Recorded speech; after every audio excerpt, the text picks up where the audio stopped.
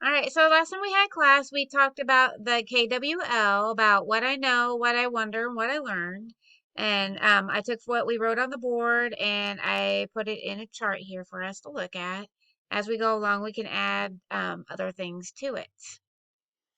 All right, now we'll go through our definitions really quick. We'll learn more as we go with all our things. So the first one is magnet, any object that pulls certain metals towards it.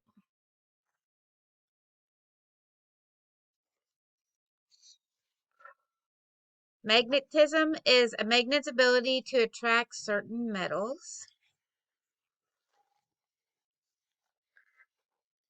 Attract is to pull towards, so you can see right here they're going towards each other right there.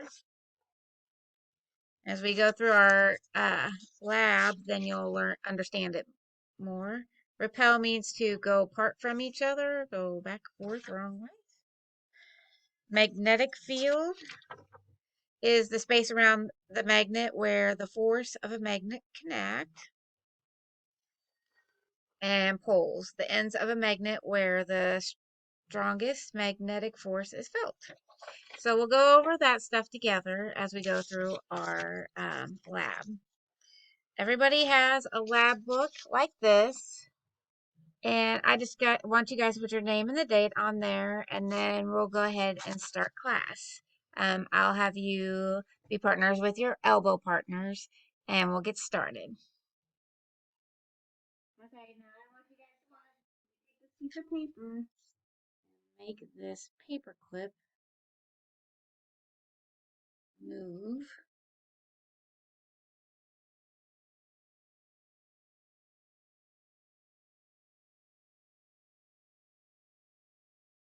See how it's just moving by itself? Around like that. Alright.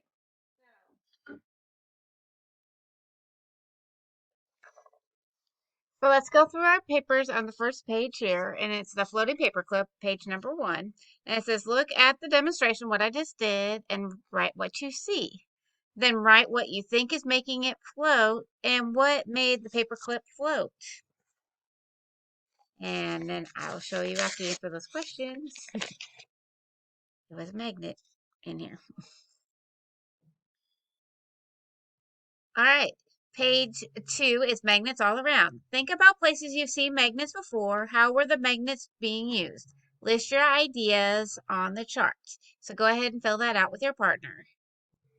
Okay, page 3 is stick to it. Touch each of the objects in front of you with a magnet. Which object sticks to the magnet? Put these objects in one pile. Which objects do not stick to the magnet? Put these objects in another pile. List the objects in each pile.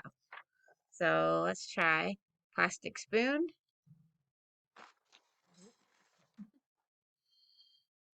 Foam.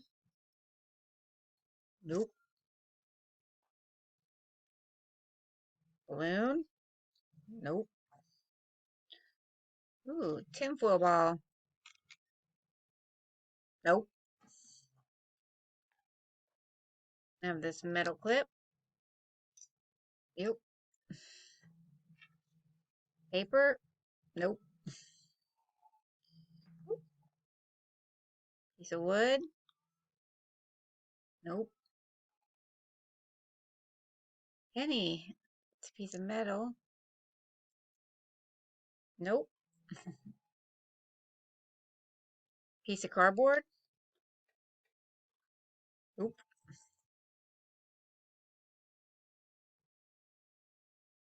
Metal washer.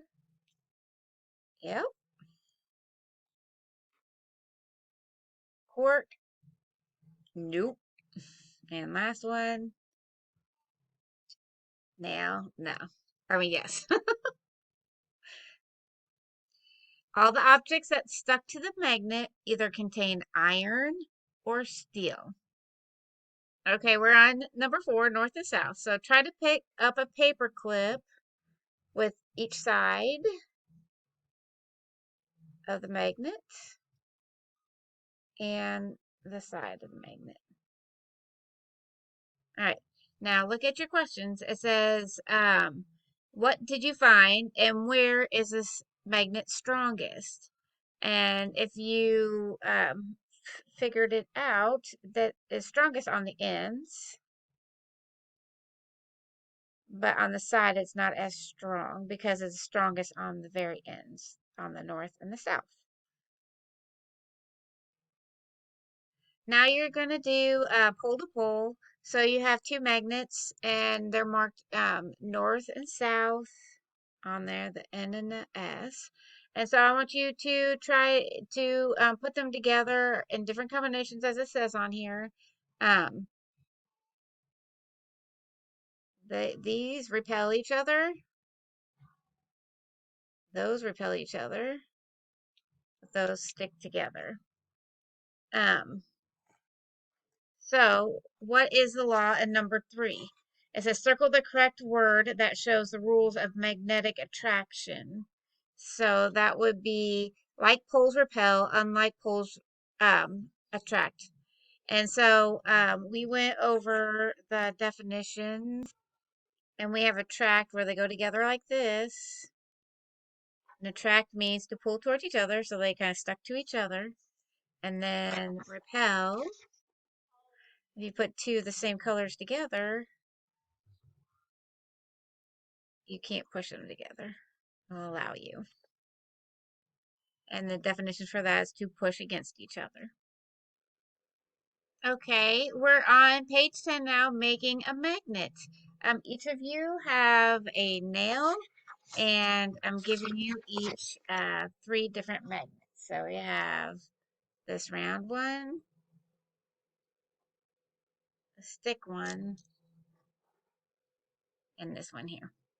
All right, so now you need to follow the directions. It says, can you make a nail into a magnet? Experiment with a magnet and a nail to see if you can get the nail to pick up a paper clip. So you also get a paper clip too.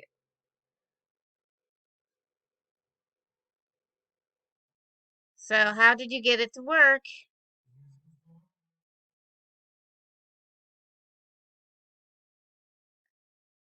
Yep, you had to rub it one side on there several times this way, a lot of times actually. And so the next question, number 3, it says, is your nail magnet as strong as your other magnets? How can you tell? No, because it couldn't pick up as many paper clips, so it barely can pick up the one. If you jiggle it too much, it'll come off of there. But if you use these magnets, that like it's really strong on there. You can't lose it. All right, page 11. Do you think you can demagnetize your magnet or your nail? Try some ideas. So number 3, were you able to demagnetize your magnet and how?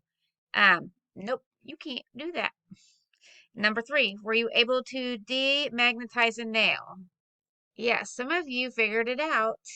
I didn't know before teaching this class, but I just dropped it on the floor and now it is demagnetized.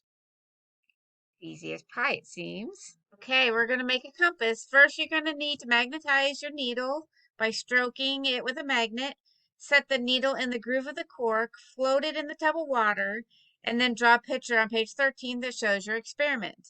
Now, set a real compass down next to your tub of water. What do you notice about the compass needle? Add the compass to your drawing, which adds which way the compass point is pointing to. So as you can see, the magnet and